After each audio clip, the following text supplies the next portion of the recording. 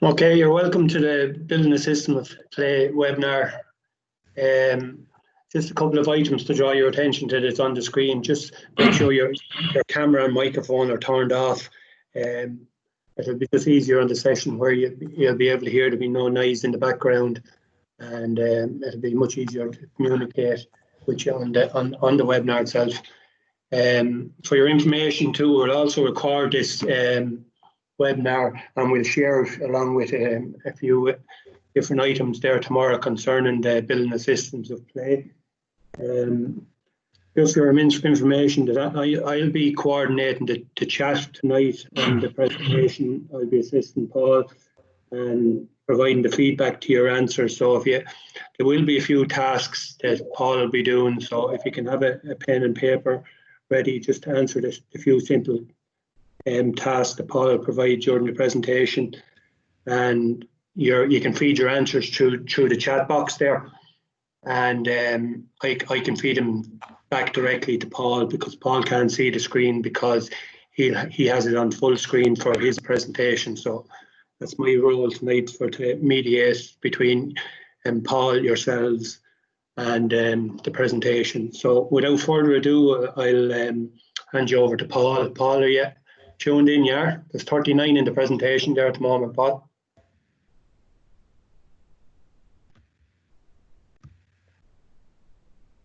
Good evening, everyone. Can you hear me, Hugh? Yeah, Paul.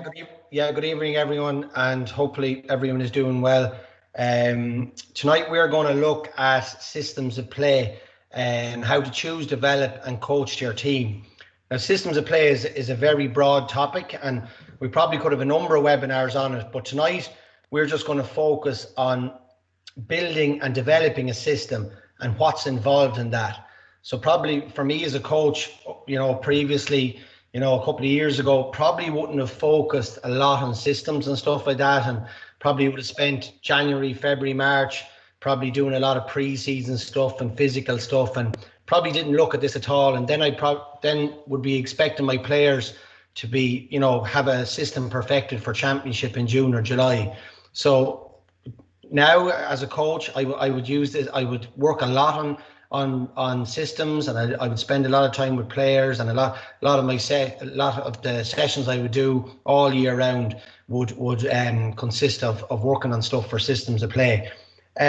Just to give you a small background to the webinar and how it was put together. So myself and Colin Begley from Laois, there's a county player from Laois, would have put this together for Leinster GA last year, and myself and Colin would have been to a number of workshops on systems of play, and very good workshops, and an awful lot of them would have focused on different types of systems, and would have went out on the pitch and focused on one system against another. And while that's very important, we felt like that we should really kind of focus our workshop on going back to the basics as regards you as a coach thinking about why you would put a system in place with your team, and if it wasn't working, how you would fix that, or if it was working, how you'd make it better. So that's kind of the background in relation to that. The workshop was originally rolled out this year with 45 minutes of the session focusing on the theory element, and that was to be done inside. So obviously we can't get outside. It was a 60-minute practical session in addition to that. Now I've included the activities, some of the activities that we would have been doing outside if this had been outside, but most of it tonight will be obviously theory. In relation to putting the material together for the workshop, we decided to look at how you as a coach would select a system, what components are involved, and how you would develop the system on the training pitch. During tonight's webinar, we also have a number of tasks. So I'd encourage you to use the chat box to answer any of the questions that we have included in the presentation. If you have any questions as we go along, or anything at the end, we'll go through towards the end of the presentation, and you can relay back to me. So the outcomes of the webinar. So by the end of the session, you will be able to define what a system of play is, understand components to be considered before choosing a system of play. So what you need to understand before you choose a system of play with your team. Apply a general template and process to develop a system of play of your choice or choosing, and implement the Torres principles when coaching issues in a system of play. And the Torres principles are really focused on the how to coach. So a lot of coaches nowadays, they have loads and loads of resources. There's loads of resources out there. But the big one for me, and especially with systems of play, is how you coach it, how you get that message across to the players that they're able to do it on the pitch when it matters. So just to give you the breakdown of what we're going to look at. So the first thing we're going to do is look at is define a system of play.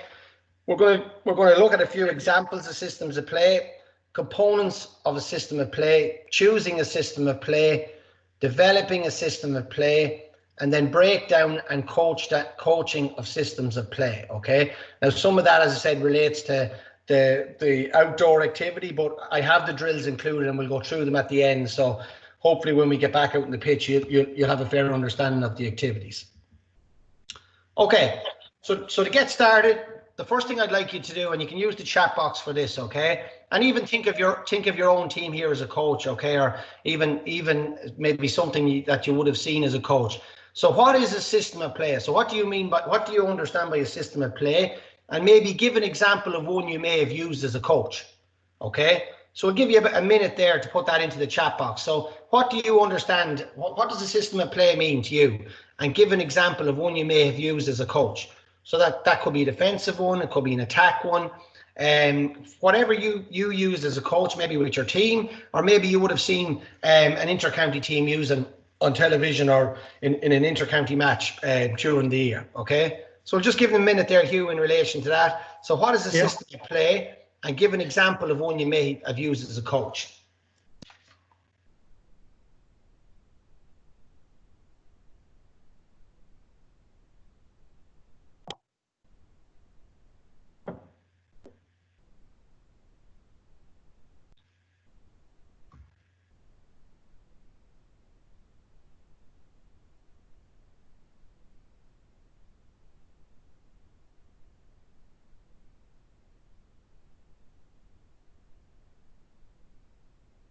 There's one coming in there now, Paul. One of the systems would be an extra man back with number 15 playing as a sweeper. Yeah, excellent. A sweeper in front of the back line is the second one. Yeah. There's two examples of defence.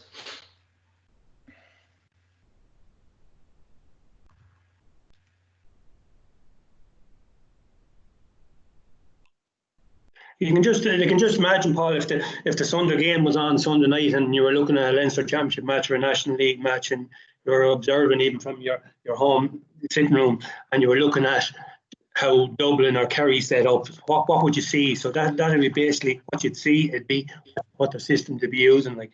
Yeah. Wing forward supporting the defence. Yeah, excellent. Playing with a third midfielder. Yeah. And the half forward dropping back on turnovers. Yeah, very good. Okay, so we've got a lot of defensive systems coming in there in relation to your feedback there. So we'll move on to this. Okay, so just to give you a definition of it, okay? So what is a system of play? So it's basically the organisation and deployment of players on the field of play with which the team tries to implement and impose their match strategy. So it's a collection of recognisable patterns of play set out with a desired performance outcome resulting from the use of certain players in fairly clearly defined functions on the field. Now, we would have run this workshop in a couple of counties and for Europe GAA last week, and a lot of the words that are highlighted in yellow have come up from the feedback from coaches. So organisation, big word, deployment of players, implement and imposing their match strategy, recognisable patterns of play. Okay, so there's patterns of play.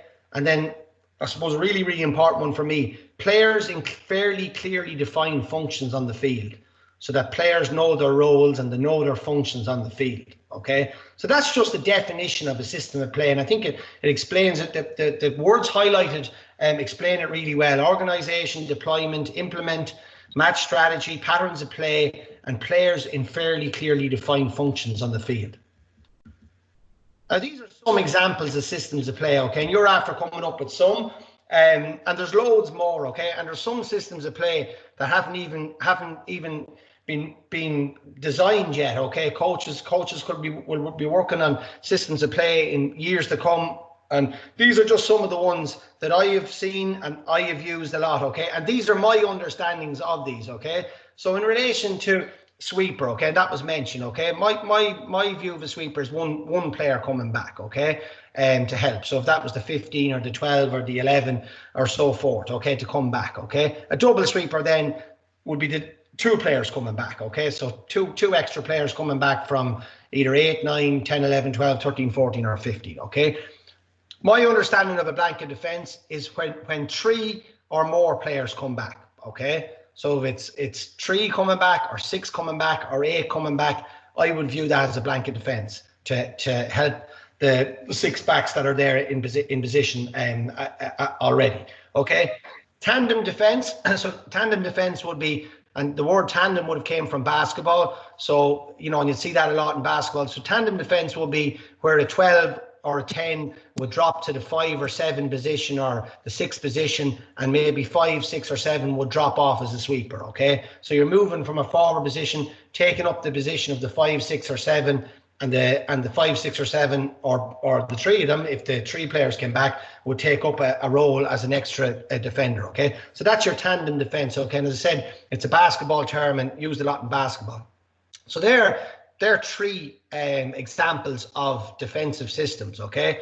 T formation, okay. T formation will be an attack system, so that can be done 2 ways, okay. That can be set up with a T with 3 players, 3 forwards across the half forward line and 1 forward in the full forward line, like a T shape, okay. Or you can turn that on its head and you can have 3 in the full forward line and 1 on the half forward line, okay, which will still give you a T, but obviously the other way around, okay. So that's an attack system, okay. T formation, okay.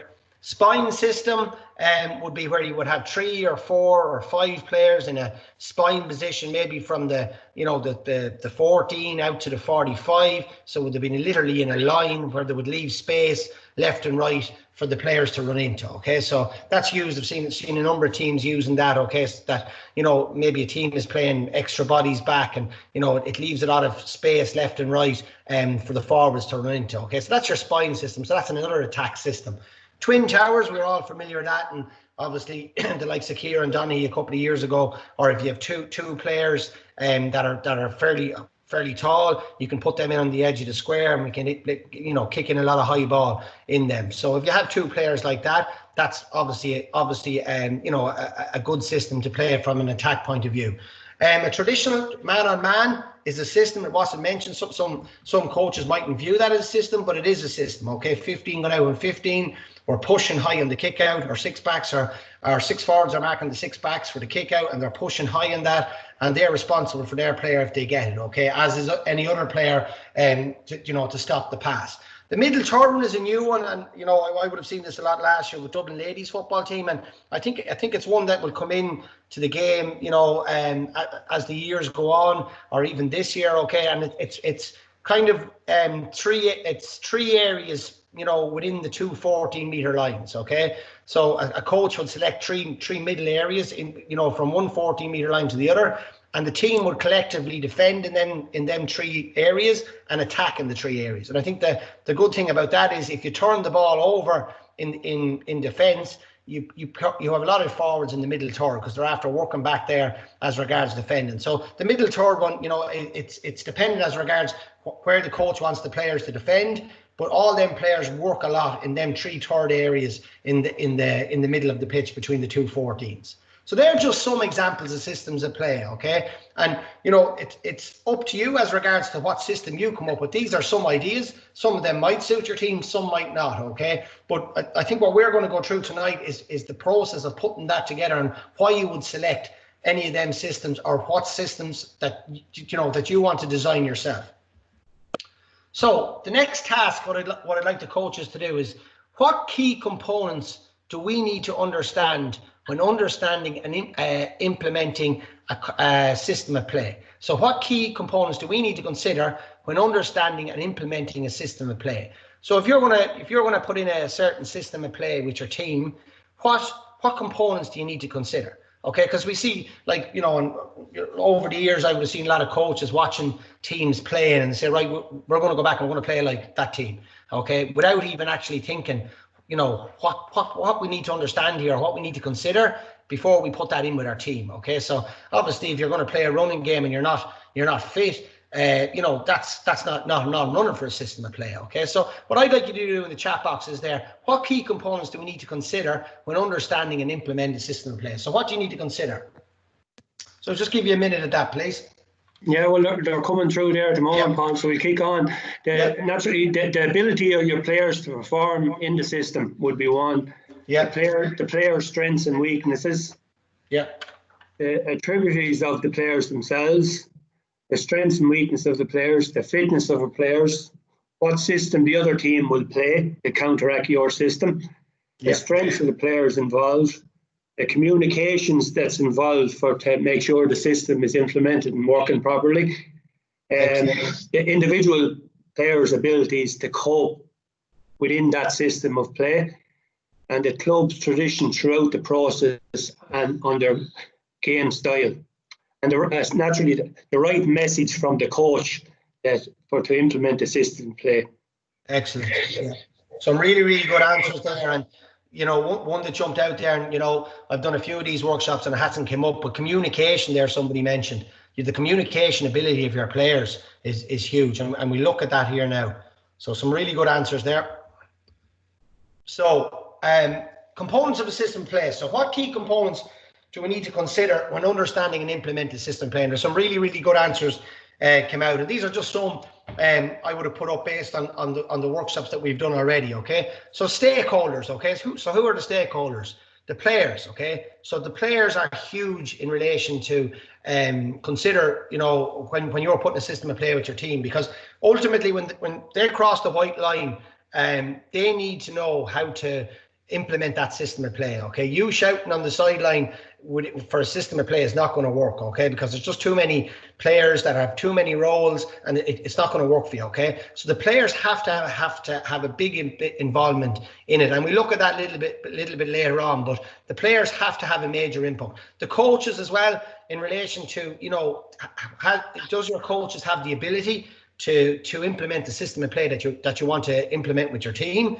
And you know, and if they can, yeah, go ahead with that. If they can't, you might have to adapt it. And then the manager, okay, as regards that he's getting his message across in relation to the coaches know their role, how to coach it, the players know their role, how to do it on the pitch. Okay, so the strengths and weaknesses of them. Okay, you spoke of the key skills there. Okay, so the key skills, you know, we'll come back to the players. Okay, in relation to their technical ability, their tactical ability, okay, so their decision-making ability, their team play ability, their physical ability, okay, so how, you know, how fit are this team, okay, how strong are the team to how aerobically fit, how quick they are. So that would have a big bearing in relation to what system you would put in. And obviously what one of the coaches have put up in the chat, the communication skills, okay, so no point in you putting a really, really advanced system of play with your team if the communication skills are poor. Okay, and if you are, you need to really, really work on them. Okay, the target outcomes. Okay, so the target outcomes would be, you know, in relation to statistics and stats coming from your stats people. Okay, so, you know, if just for example, if you were playing a very, very defensive game and, you know, your stats man is coming in at halftime saying we want, or before the match saying we want, you know, 23 scoring opportunities in the first half, and your team is going out with a really, really defensive system, that's not a realistic targeting outcome for that team. Okay, so that needs to link into your thinking as regards what your system of play is. And, you know, if you were playing a defensive game and you have two forwards up front, you know, give them a realistic target from the stats man, instead of coming up with mad stuff in relation to 23 scoring opportunities, you know, that you wouldn't be asking maybe 4 or 5 forwards to try and get. Okay, so that's important target outcomes. Tactics really important as well. And, you know, the three after in the brackets there, opposition, very, very, very important. Okay, and, you know, you can focus a lot in relation to, you know, what the opposition does or is going to do, or you can target the likes of weaker players on the opposition. And last year I would have been asked by a team to come in and help in relation to a game, and you know, the management team of the team that asked me in would have studied the opposition in great detail, and they identified that, you know, two of the best forwards at that level in the country was playing with that team. So based on that, they decided to play a sweeper system with one player sitting back full time to combat the threat, obviously the two attacking players. So going with that system left them with a problem at the other end of the pitch with a 5 forward v6 defender situation. So in general play, you know, they couldn't control who the opposition freed up from the kickouts, but they could set up a defensive system by coming up with a plan to keep our sweeper in place and have a chance of turning them over coming out with the ball. So our plan was to identify their weakest player, who was their number 2, leave that player free for kickouts and tempt the keeper to kick the ball to that player while still having our full-time sweeper in place. So the instructions for the rest of the forwards then was to pick up the players, their own players, and we'd pick up that number 2 when that player entered our half with the ball. So what happened in the game? So there was 13 opposition kickouts in the first half. The cornerback got 7 of them, okay? 3 of them he passed, 2 of them he kicked over the sideline, and 2 of them he got turned over, okay? But he got turned over inside our 45 up along the sideline, okay? The good news, he was taken off at halftime, okay? The bad news is we lost the match, okay?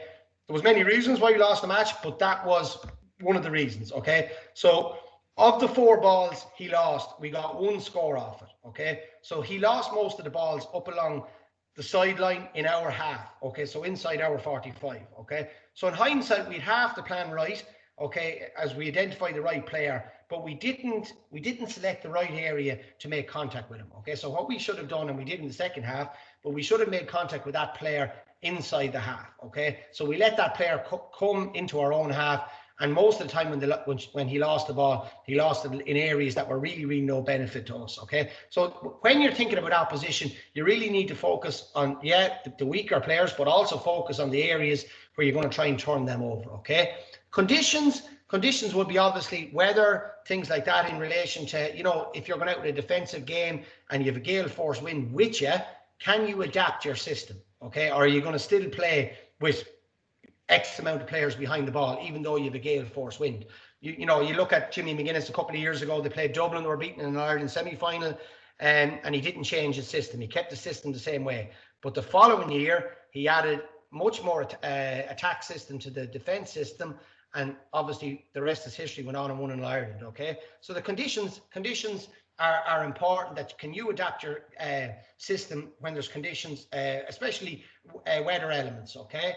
Situations then, obviously, if you go down a man or there's a man sent on or you get an extra man, if you're losing in a match, okay, again, if you're losing in a match by 4 or 5 points with 5 minutes to go and you're kind of playing a defensive system, can you adapt that to that situation, okay? Because you're not going to win a game continuing to play at that system and you're losing the game, okay? So can you adapt it in the situation, okay? Defense attack system connect. So what that means is when you're selecting a system, you need to link your attack system to your defense system and vice versa, okay? So there needs to be a connection to that, and I'll show you a couple of screenshots after of that, okay? But there's no point in coming up with you know, getting 13 players to go behind the ball and then expecting 4 forwards to be up inside, you know, the opposition's 45 when you turn the ball over. That's not going to happen. So you must connect the two, the defense and the attack system, okay? And then we've got the phases of games. So the example, transition, attack to defense, with or without possession. So I call these sub phases, okay? These are not systems of play, but they are hugely important within systems of play. So when you have the ball and when you don't have the ball, okay? And I just have an example here, a nice screenshot of, okay, that I put up in the dressing room a lot, you know, with some of the teams I work with in relation to transition, the 2 transition phases. So you've got 2 transition phases here. You transition from defense to attack. So the moment a team wins the ball from their opponents, we enter the transition from defense to attack. So that's always called positive transition, okay? And we'd spent, like, the game is made up of hundreds of these moments, okay? So the moment a team wins the ball, we enter the transition from defense to attack, okay? And then the other one, obviously, the flip of the coin then is the transition from attack to defense.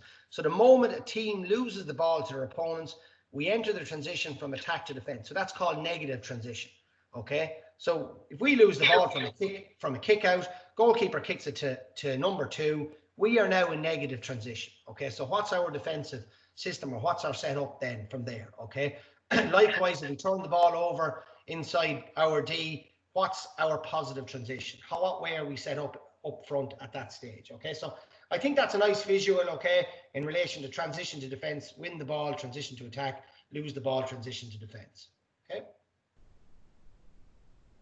Okay, so next one we're going to look at is choosing a system play, okay?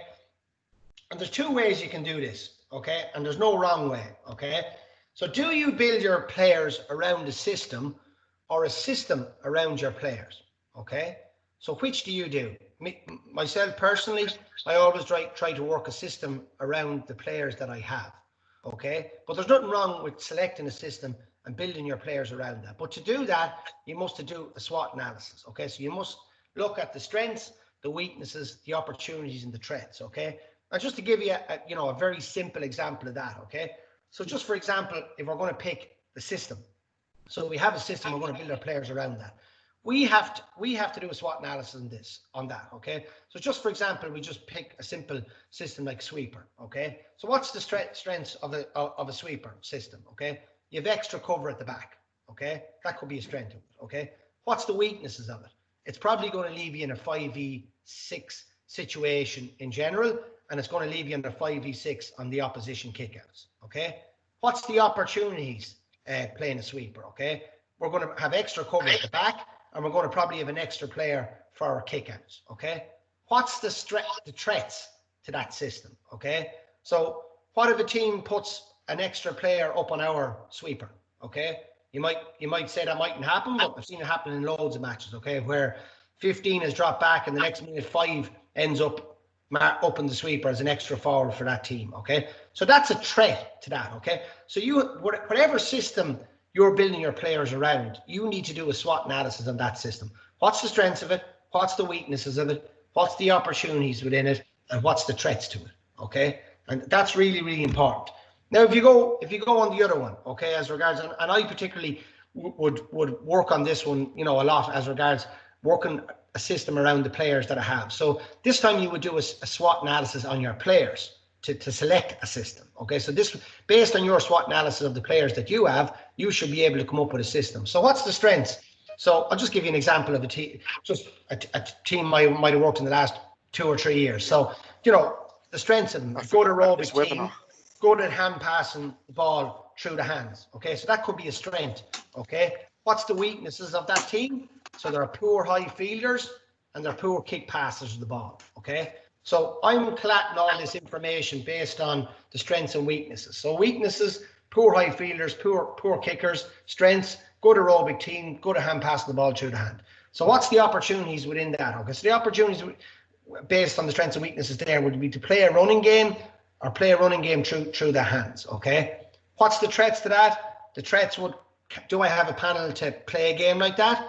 Because, if I'm going to play a running game, I'm going to have to question the physical capacity of my panel, because, you'll be taking lads off or ladies off after 43 or 44 minutes if you're playing something like that game. So do I have a team to deal with that?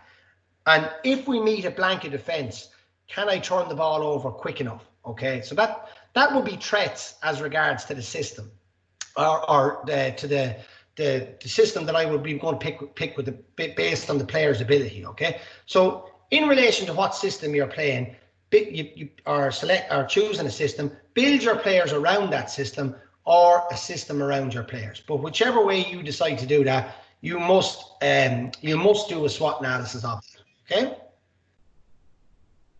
Developing a system in place. So what we're going to look at here now is, how do you apply a system to your team?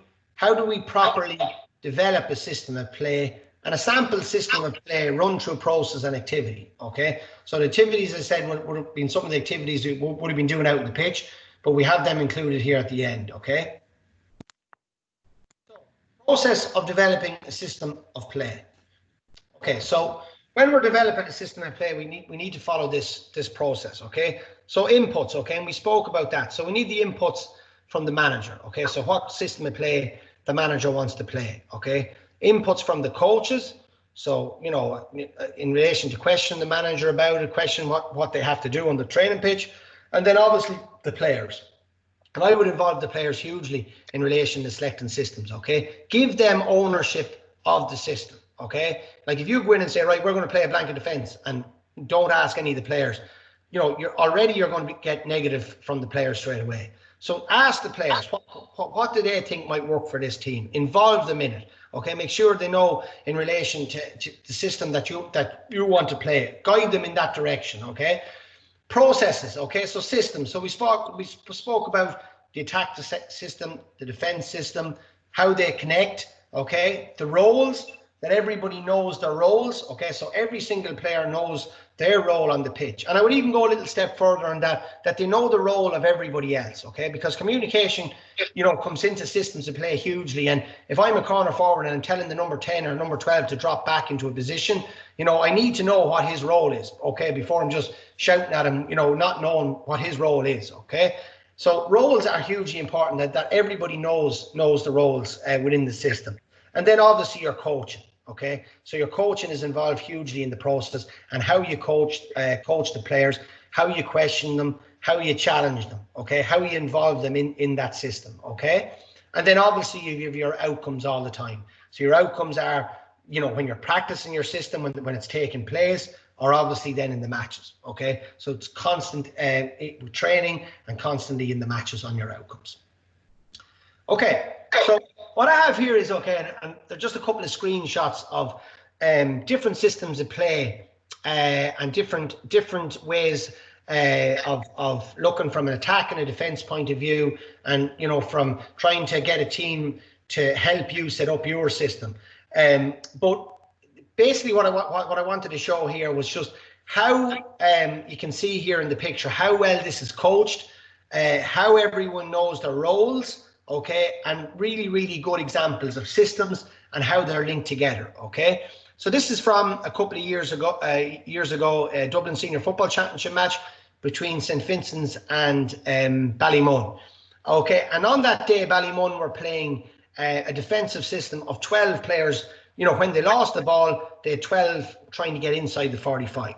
So you can see the 12 stars there are the Ballymun players on the pitch there, okay? So that was their blanket defence. When they lost the ball, let's get 12 players back into this position. So you can see there that they're in really good position. So they have pressure on the ball outside. So you can see Connolly is just about to kick the ball. He actually got blocked in that video clip. And then you've also got nice compact, so you can see where they're all marking, or either marking a player or nice and compact in front of the goals.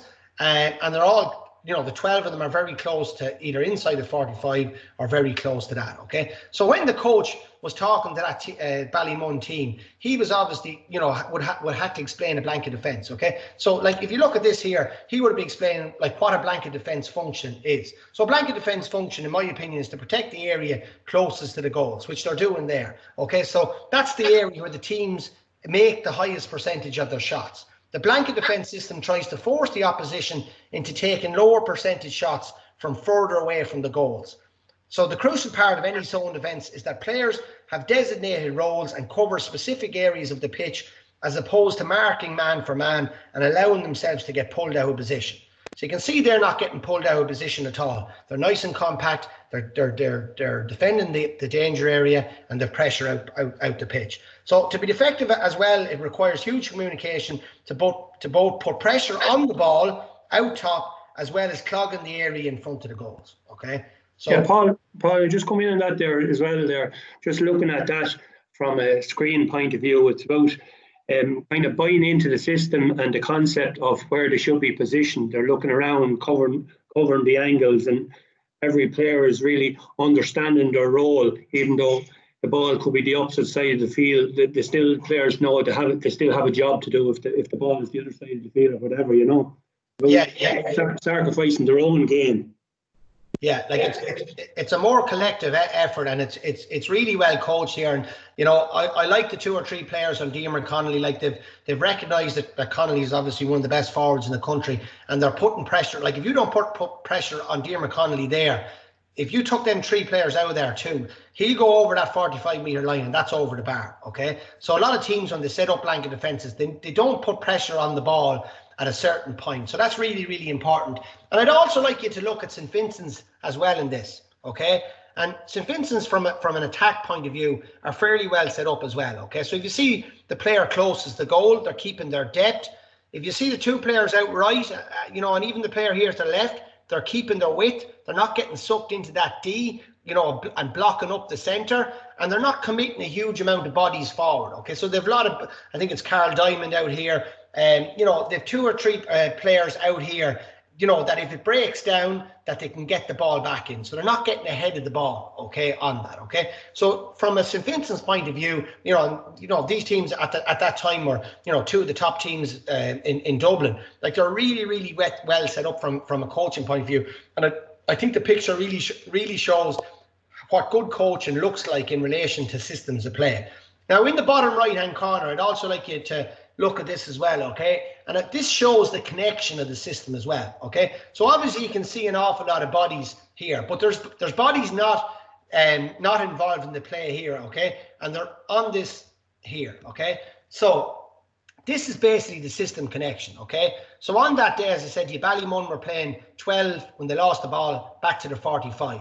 But the other side of the pitch, okay, and you can see there the 3 red stars with the F on them, okay? They were playing a spine system that day, okay? I think it was Dean Rock, Jason Whelan, and Ted Foreman, okay? So they were the 3 forwards there, okay? So in that situation where Connolly was kicking the ball, he was blocked down.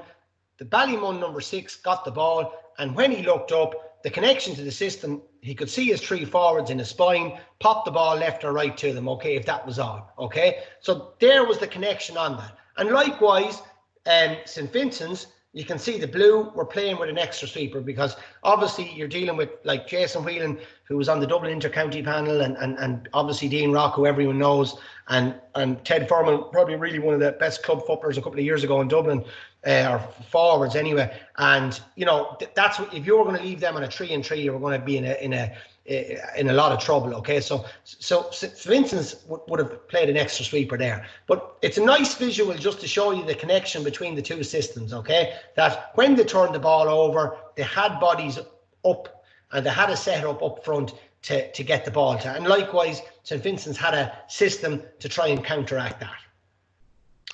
Okay, this is just another one, and I just included this one. And this is from the All-Ireland final last year when Kerry were leading 5-4 after 17 minutes. And it's an example of Kerry trying to get Dublin to kick the ball out basically to certain players to help Kerry's system in the match. Okay, so Kerry obviously set up like 4-4-4, so really attack-minded kind of setup. But what they were trying to do was they were trying to get Stephen Cluxton to kick the ball out short, the likes of Cooper and Fitzsimons. And then basically, so they're in defence transition as such then, and they were trying to get on them really quick and turn them over. So likes of Cooper and Fitzsimons, and they did, and the score was 5-4 after I think they got 3 points off that. So Cluxton kicked the ball to the short one, and the likes of the Kerry players then had their system ready and kind of smothered the player and turned them over. And you can see the score 5-4 there, okay? And you can see with the 2 black arrows where they were tempting Cluxton to kick the ball too, okay? So 17 minutes, obviously Dublin, being Dublin, okay, changed straight away, okay? And after this, and this is just a moment before this happened, from I think the 18th minute, you can see a star up on the left-hand side, and you can see Brian Fenton and Jack McCaffrey over where the star is, okay? So Dublin, seeing as regards what Kerry were doing, decided to go along with the ball. Menton broke the ball, McCaffrey got it, and the ball ended up in the back of the net, okay? So Kerry went from 5-4 up to 1-4, okay? And it just gives you an example of teams trying to set up a way that they can get their system in place. Now Dublin were very wise to it and onto it very, very quick, and they got huge rewards then from the kick out on that. Okay, but it's a nice visual again, and it shows that. And Kerry had 2 types of setups on the day for that. Obviously, the one they have there, that can only really be set up if you have a free or a 45 and it's going over and the players get a chance to set up that. In general play, you wouldn't get that set up because you wouldn't have time to set up 4, 4 and 4 in the matter of 5 or 6 seconds that Stephen Cluxton kicks the ball out, okay? But for any dead balls that Kerry got that day, that's the way they were setting up until that happened, okay? And then obviously, we know the result after that. But it really shows that even within systems and setups, you need, adaptations all the time to what the other team is going to do. Okay, so what we're going to go on to now is the process of developing a system of play, okay? And on this, you have inputs, processes, and outcomes, okay? And we've looked at that in relation to the manager, the coaches, the players, the process, the systems, the role, the coaching, and the outcomes and performance. And what we have here is a little template that we would have come up with in relation to whether you're selecting a system of play or whether you're developing one. Okay, so what we would do here is you would put your system of play in the middle. So, and as I said, you could be working, one of these side by side as regards with your defense and your attack. Okay, so you put your system of play in the middle, your blanket defense or whatever you want to put in the middle of it, or your, 2-man full forward line, or your 4 forwards in the forward line, whatever you want to put into that. And then you would plan what you're going to do, okay, as regards that. Okay, so plan the activities, plan the way you want to set up, okay? Then you would coach that, okay? So you would coach that, okay, to the players, okay? The performance then is obviously when it's taking place. So the training or the match, okay? So that's taking place. You observe that and you analyze it, okay? And I always like to, when I'm analysing something, I'd always like to ask the players, what did you do well? Instead of coming in, straight away and say, well, lads, what was wrong with that? Because already it's kind of on a negative. So I'd always ask them, like, what did we do well there? Okay. And then I'd ask them, what did we learn from that? Okay. And then you'll probably get the, what didn't go right. Okay. Instead of starting on a negative, and saying, right, lads, that didn't go well, or, why did that not go well? Ask them what went well in it. Okay. And then what did they learn? And you'll get the feedback from the players in relation to what's not working, because, they'll understand it because they're actually playing it. Okay. So it's important that, and then you go plan again. So that's constantly going around that process of developing a system of play. So whatever system you decide to play, okay, with your team, put that in the middle. Plan what you're going to do. Coach it. Watch it. Analyze it. And then plan again. Okay, and that's constantly going around all the time. So the next task we're going to ask you to do here, okay, I'm going to show you a video clip, and hopefully everyone can see it. Hugh will put a YouTube link into the chat box if you're having trouble seeing it, okay? But hopefully you'll be able to see it, okay? And what I'd like you to do is, okay, I want you to focus on the blanket defense of both teams, okay? So, this could be done for attack play of the two teams playing here, but I don't want you to focus on that. I want you to focus on the blanket defense of both teams, okay? But whatever system of play, when you're watching a match or a video of a match, apply this as regards the template and focus on your defense or your attack or whatever you want to focus on. But for the purpose of this, I want you to focus on the video. It's a match between Dublin and Tyrone a couple of years ago, and I want you to focus on the blanket defense of both teams. And I want you to see, was the system of play effective in this video? It's about 2.5 minutes long. And then I want you to ask or put in the chat box, why was or wasn't it effective? So give me the reason why it wasn't effective. Okay, so was our system of play effective, and why was or wasn't it effective? So going back to the model, we have our blanket defense in here. So this is what we're focusing on. We're focusing on blanket and defense here. I know you're looking at 2 teams. You'd only be looking at 1 team, obviously, with your own team. But for the purpose of it tonight, you're in the performance stage here now at the very top. Okay, so the performance is the video. Okay, you're going to observe it and you're going to analyze as regards do well or learn. Okay, in that, okay, as regards the video that we're going to show between Tyrone and Dublin. So hopefully you can see this.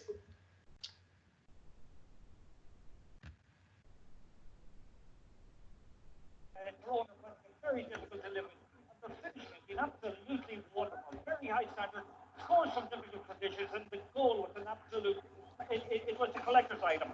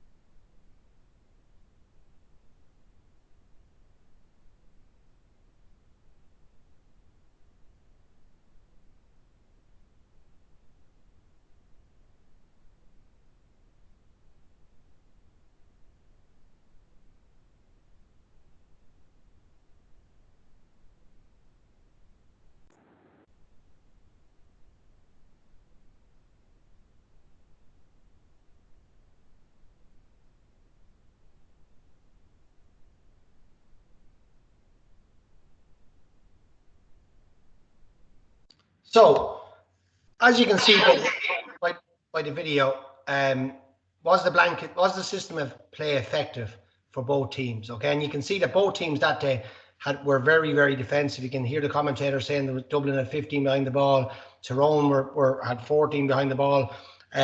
So the system of play that day, from a blanket defence point of view, wasn't. Now, obviously, you know, the brilliance of Dublin that day from an attack point of view was really good. But what I'd like you to put in the chat box is, why was the systems, the two blanket defences, and more so probably Tyrone there, why were they not effective? What broke down?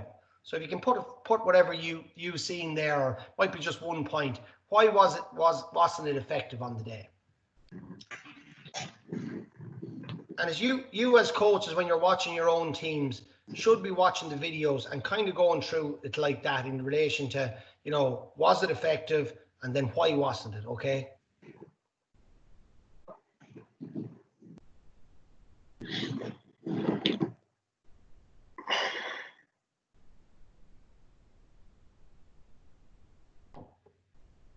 Yeah, there's a bit of confusion among players there, Paul. Yeah.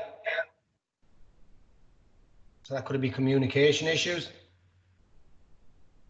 not knowing their roles.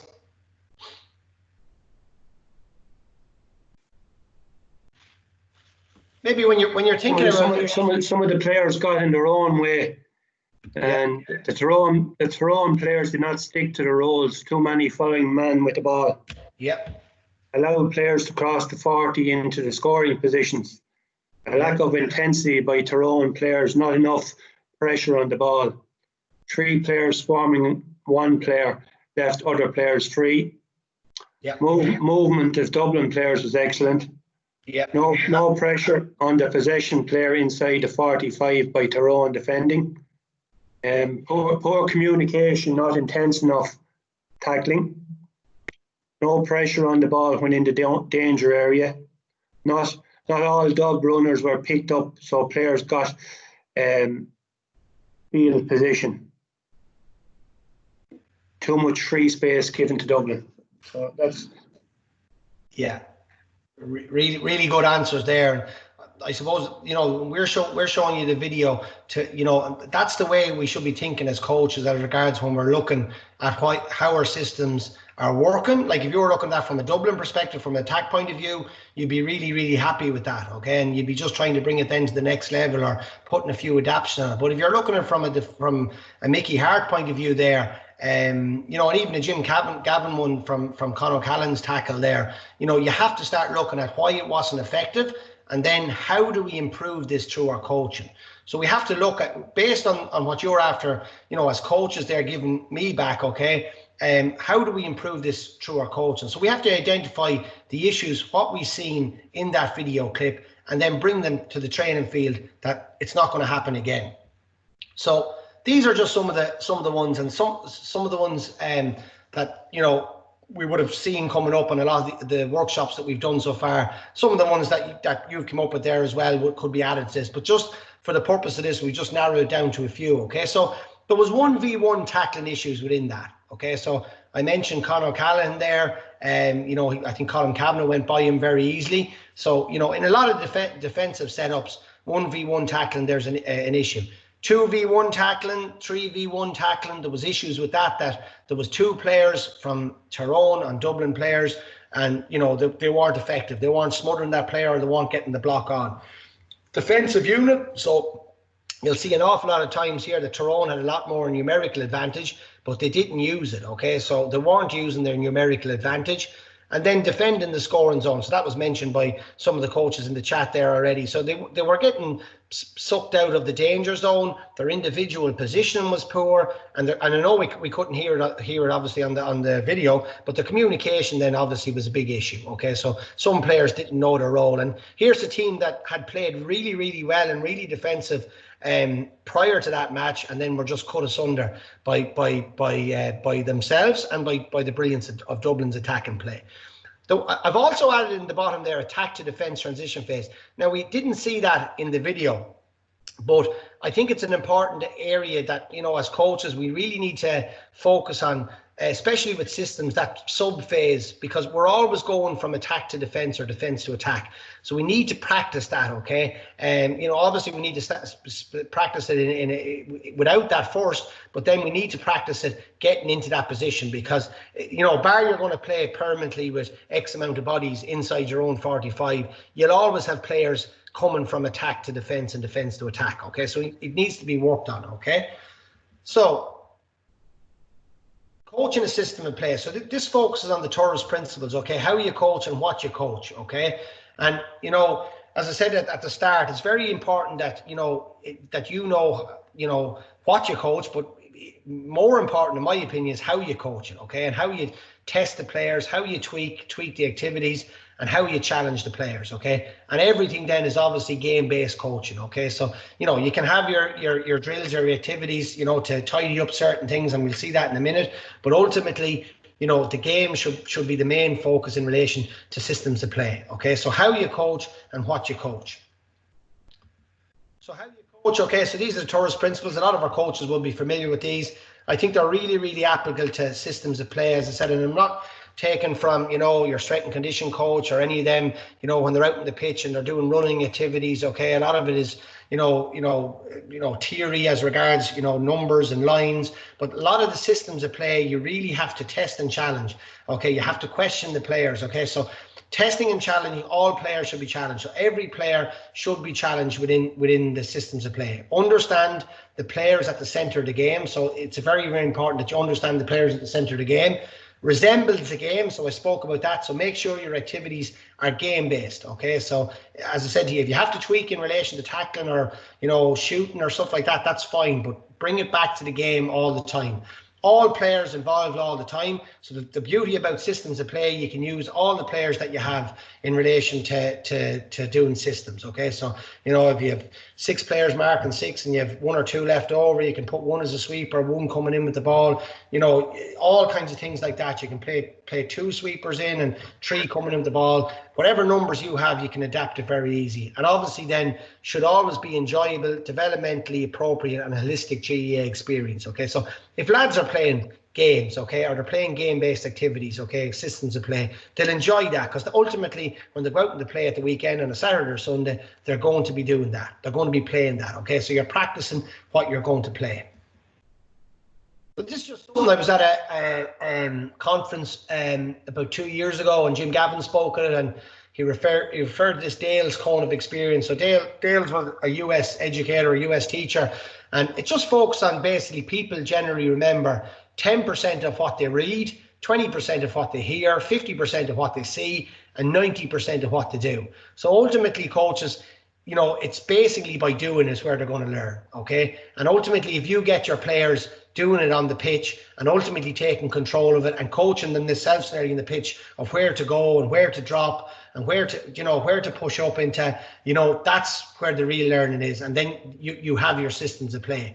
But like, you know, they'll only understand as regards, you know, the cone of experience kind of shows here of, you know, 10% of what they read. So you can read stuff out to them, you can, you know, talk to them 20%, 50% of what they see, you know, if you show them clips, but basically all the learning takes place on the 90% of what they do. And that's why I'd always practice this constantly, you know, for as part of every session, working on the system of play that we're trying to implement with our team. These are some of the activities. So what would have been happening now if we were doing a workshop face to face? We would have been out onto the pitch. You know, two tutors would have been involved with the two teams. We would have played, you know, one system against another, and then we would have brought in the backs and the forwards and the coaches. And we would have asked the backs with one group and with one coach or one tutor, you know, how their system was working, and we would have talked to the forwards in relation to how their system was working. And then going back to the areas that we would have seen in the Dublin Tyrone game for the purpose of this, and these were some of the issues that came up in relation to that match. We would work on them activities within the session. So the issues 1v1 defending. So there was issues of 1v1 defending in the Tyrone Dublin game. Okay, so if there's issues of 1v1 defending in your system of play, you need to practice on that. So these are just a little simple activity with a forward and a back in the middle. You have a 20-meter distance in between the two of them, and you have two poles or two cones at the end. You can also have two players or a player each at each end of the cone resting, and the two players forward and back in the middle working for 30 seconds. So they work for 30 seconds. Forward is trying to keep the ball off the back. They can use the cones to go around, or they can use the players at the cones on the outside. So just basically have your forward taken on your back. He gets round the back and then he goes the other way. Okay. Forward takes on back. Okay. And as I said, then he goes the other way. So very simple one that can be set up across the whole pitch, 20 meters. You can work at 20-second intervals, 30-second intervals, whatever you want to work on that. And that focuses on frontal tackling, near hand tackling, all that kind of tackling that would have been an issue in relation to 1v1 defending. So this one here is 2v1 defending. And again, you can work this across the pitch, you know, 25 meters, 30 meters. You can work this in front of the goals. So this would have been the issue where there was two Tyrone players on one Dublin forward, and you know they didn't block them down, or they didn't turn the ball over. So if that's an issue with your defending or your blanket defense system or whatever defense system you have, you need to work on that. Okay, and this is just a very simple one. You know, you work it could be 10 meters wide, 25 meters long, or as I said here, straight in front of the goals with the same measurements. And basically, if you're forward taking on your first back, if it looks like the forward is getting around the first back, the second back steps up and the first back wheels in. Okay, so you're doubling up there. First forward takes on the first back. If it looks like the forward is getting around the back, the second lad steps up and the first back steps in. Okay, so that can be done, as I said, inside the D. It can be done in certain areas on the pitch, or it can be done across the pitch as well. Okay, with that. Okay, so you're working on your 2v1 defending and your doubling up. Okay, so this one was working on issues defending as a unit, so using the numerical advantage. Okay, so what we've set up here, and as I said to you, if you don't have the numbers that are in this picture, you can adapt that. Okay, you don't have to have 6 back there. You can have 3 back here. Okay, just for example here, we have 6 blanket defense as I've marked them there have come back to help. So these are already in this position. Okay, so they have a numerical advantage. On the outside, then you have 4 forwards coming in. So the backs here have to work on their communication, and they have to work on the numerical advantage. So they should be turning the ball over here every time. They've got 2 extra players, okay? This other 6 backs are marking the 6 forwards that are there, okay? Also, if you're coaching on the pitch, you could have your defense coach working with the defenders here, and you could have your forwards coach or your attack coach working with your forwards, okay? So play the activity for 6 or 7 minutes, 10 minutes, pull them out, ask them the questions, ask them what way they're set up, what is it working, is it not working, and what are you learning here, okay? So you can work on that as regards numerical advantage of communication. And this is just stepping it up a little bit further. So this is the roles of the individual, and defending the scoring area, shifting across to defend. So what we've done now is we've leveled up the numbers. So again, the 6 players are already in the positions where we want them, okay, as regards to defend the D.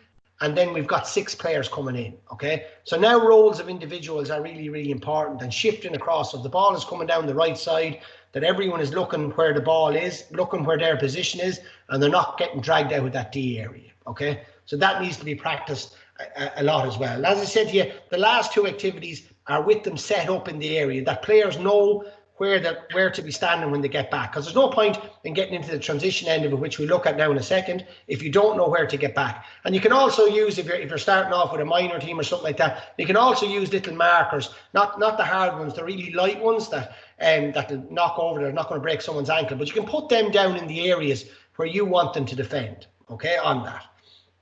And then the last one, okay, is the transition phase one, okay? And again, there's just an example here of a setup of transition from attack to a defense. So this is the sub phase, okay? And you'll see where I've positioned the players to go as regards when we've lost the ball. So this is a kick out for the red team, okay? And you can see then where all the players are told to go from that, okay? So the ball is kicked out to number 3. 14 is trying to hold up 3. 13, 15 are dropping to that position. 11 is dropping to that position. And then you've got your 8 and your 9 and your 10 coming back to there, okay? Now, that's just an example system, okay? Obviously, if the ball was kicked out to number 2, 15 then would have to take up the role of 14, and then 14 would have to take the role up of another player, okay? So there's loads of different little components into that, okay? But you can practice that. But I think it's important as coaches that we practice that. We practice getting into that position compared to the other 2 activities which have them into the position and which have to be done. But you must practice getting your team from a kick out the opposite side or a ball turned over, getting back into the defensive setup. Because if you don't practice that, players are not going to be able to do it. And that takes an aerobic effort to get back in there if you're playing a defensive system, okay? Obviously, if you're pushing up high and the kick out comes and everyone is taking their own player, that's fine, but then you don't have cover at the back. But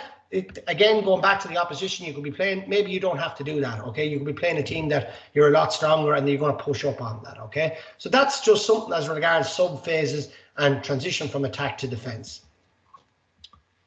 Okay, so we're nearly there. So basically, resources that can assist, okay? So these are some of the resources that I would use. So obviously, you got your Torres principles that we spoke about. So we've got the how to coach. iMovie Maker really good at taking video clips of matches, and use that a lot. Tactical iPad would be a free app. It's available on Android and it's available on iPhone. Really good. I'll show you a visual of this just on the next slide. But I think it costs about 60 euro for the year. They were given free membership there for April and May, so I'm not sure if they are for June, but you know, that's a really good one for coaches and really, really easy to use. And I'll just show you the screenshot of that in a second. But and obviously then we've got a template, which is really important. So your system of play in the middle, plan, coach, performance, observe and analyze. And that's just a screenshot of what that tactical iPad does. Very easily set up. You can put up a screenshot on a message on WhatsApp, ask your players. So just for example here, 3 is the ball, ask your players, what are we doing now? Okay, so what's 8 doing, what's 7 doing, what's 6 doing, what's 5 doing when 3 has the ball here? What's 15 doing? Are we going to pick up all our players? Are we going to let that 3 go with the ball? So we can really, really work on that. And it's quite easy to use. Really, really good tool, that tactical iPad. And it can be sent in WhatsApp and it can be sent in video. And you can play video clips. That's just a screenshot of a video clip. So that's the conclusion of the session tonight. I know we're gone a little bit over, Hugh, and there's a lot in that. I know there's a lot in that, and we've probably only touched an element of some areas. But I hope coaches will go away with an understanding of that they can go back with their own team now when they're putting a system in place, and have a template to put a system in place and understand what you need to do to have a system in place, and if it's not working or it is working, how you're going to look into that and how you're going to change it with the activities. Yeah, thanks, Paul. Again, just what you're after saying is it all revolves around the coach and creating the right learning environment in your sessions, especially when you're trying to develop a system of play, that you're properly debriefing the players and sharing the experience and thought with them by asking questions and probing questions. You can use this by direct contact with them on the tactics board, videos. And it's, it's about the old saying goes there, you play the game, you freeze the game, and you kind of fix the skill. And you make sure all the players involved have a defined playing role within that particular system that are identifying. And as coaches, again, it's not just about fixing the weaknesses in your systems of play, it's also improving the strengths as well, to make your strengths better in a particular system as well. And again, it's about, I know it takes time, but it's about repeated practice, and repeated practice. And one of the quotes I probably would have seen today when I was looking at a thing, a system of play will honour a playing structure if you honour it with awareness, and that comes to players and coaches, that they honour that with awareness on the field, in supporting it and developing it and ensuring that try to get the best use out of a particular system to use. So I suppose without further ado, if anybody has any questions there, lads, if you put them into the chat box on Paul's presentation, and I'll feed them back to Paul there. Thanks very much. Yeah, as I said at the start, coaches, previous to this, like a couple of years ago, I wouldn't have spent a lot of time at systems of play at all, and I would have, as I said, you left it for a few months and not even mentioned it. And then, as I said, it needs practicing all the time, as Hugh said. If you're not practicing it all the time of what you do, your players have no chance of being able to do it, And you'd be better off just playing 15 on 15, because it'll end up a disaster.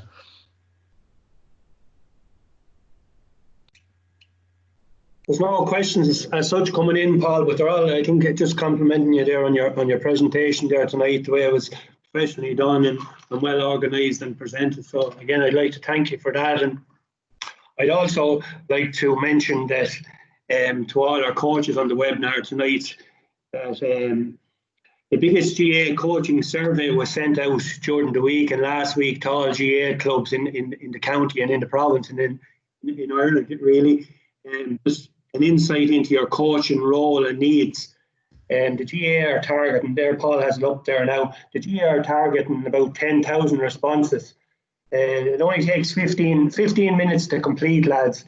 So if anyone's on the webinar hasn't done it, if you complete it, I've put the link up there in the webinar there for you to be able to click on that as well. But if you know anybody in your clubs, whether it's again, it's ladies football, men's football, camogie, rounders or handball. If you forward on to the link to them, and let's try and get as many coaches, male and female, in the GA completing this GA coach survey.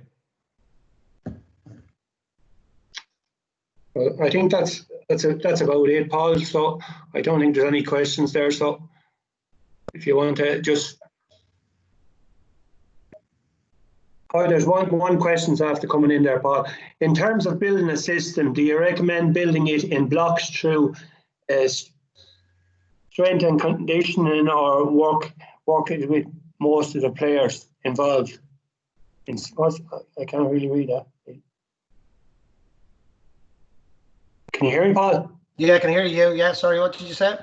Just from Scotland there. In terms of building a system of play, do you recommend building the system in steps or blocks?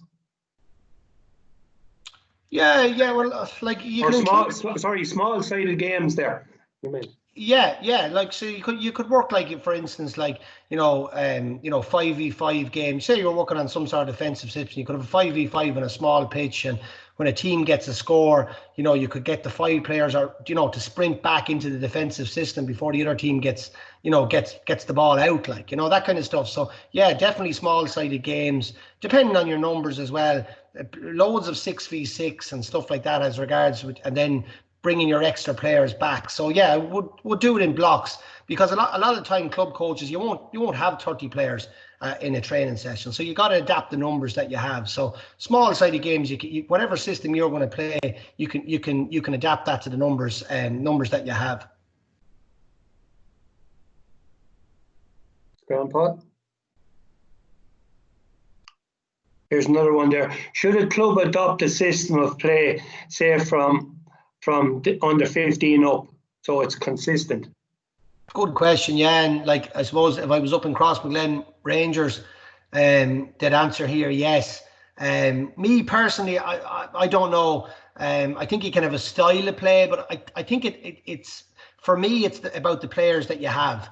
Now, the likes of Crossmaglen coach the same principles the whole way along, and they play that style, and it links into their system. So just for me, like, you could have a different variety of players if they're not coached in the right way, and you won't be able to play that system correctly. So I kind of would work the system based on the players that I have at my discretion. But as I said, yeah, if I was from Crossmaglen tonight, I'd be answering yes, you can, but for me personally, no, I just work on the players that I have.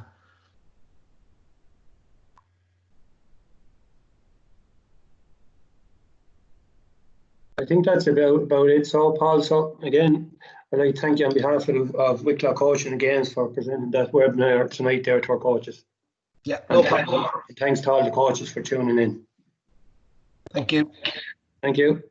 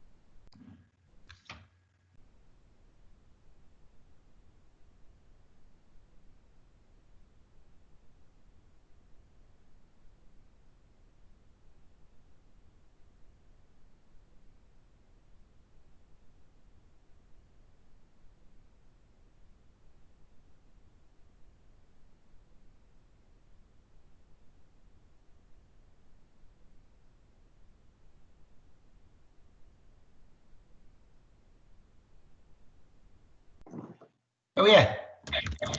Well, So we don't. It's a long presentation, isn't it? sake, sure, it's fucking. We're now in 15 minutes.